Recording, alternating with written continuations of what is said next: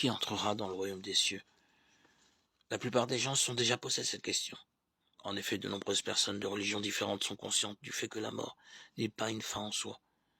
Seuls les vrais insensés prétendent que tout est fini avec la mort. Nous allons tous mourir un jour. Mais que se passera-t-il après? La Bible est la parole de Dieu, et elle seule tient lieu de référence à ce sujet. Elle nous fait savoir clairement qu'il existe un royaume des cieux et un enfer. Qui entrera dans le royaume des cieux? Jésus-Christ, le Fils de Dieu, affirme « Ceux qui me disent Seigneur, Seigneur, n'entreront pas tous dans le royaume des cieux, mais celui-là seul qui fait la volonté de mon Père qui est dans les cieux. » Matthieu 7, 21. Comment pouvons-nous connaître la volonté de Dieu? Par notre intelligence, notre raison, nos sentiments?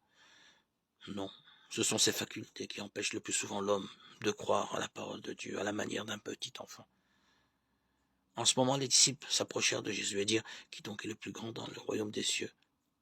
Jésus ayant appelé un petit enfant, le plaça au milieu d'eux et dit « Je vous le dis en vérité, si vous ne vous convertissez, si vous ne devenez comme des petits enfants, vous n'entrerez pas dans le royaume des cieux.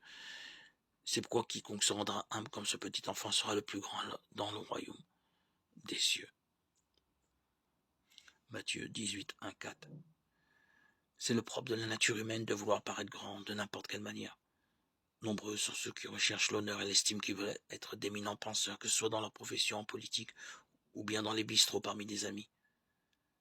Jésus ayant appelé un petit enfant, le plaça au milieu d'eux. Jésus a placé un petit enfant au milieu de ces hommes adultes. L'enfant n'a pas à faire preuve de compétences particulières. En matière de compréhension, il manque encore de maturité et d'expérience. Voici le verdict de Jésus.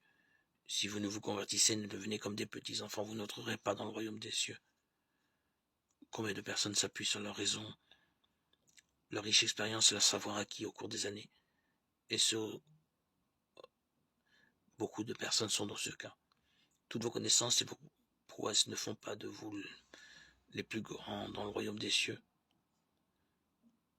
Bien au contraire, elles vous barrent le chemin qui mène au royaume de Dieu. Vous ne pourrez pas éprouver la toute-puissance et l'amour du Fils de Dieu. Il vous manque la paix avec Dieu. Que faut-il faire donc? Tout simplement nous repentir et devenir comme un enfant, faute de quoi nous n'entrerons pas dans le royaume des cieux. Celui qui ne se repent pas sincèrement va en enfer, dans la damnation éternelle.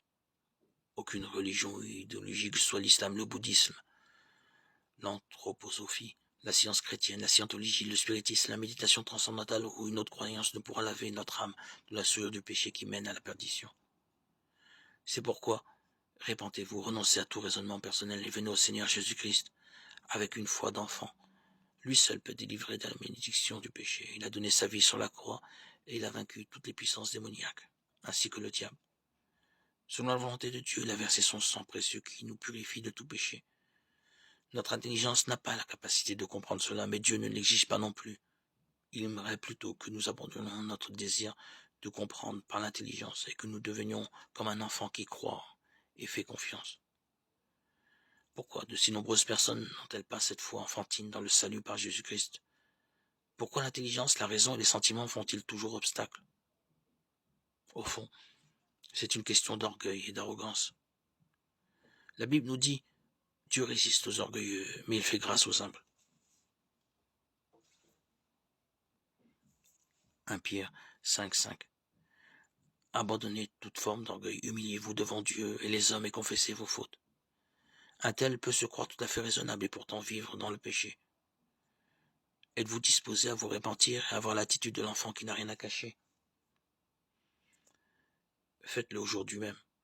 Il se pourrait que ce soit soudainement trop tard. Le royaume de Dieu sera alors définitivement fermé pour vous.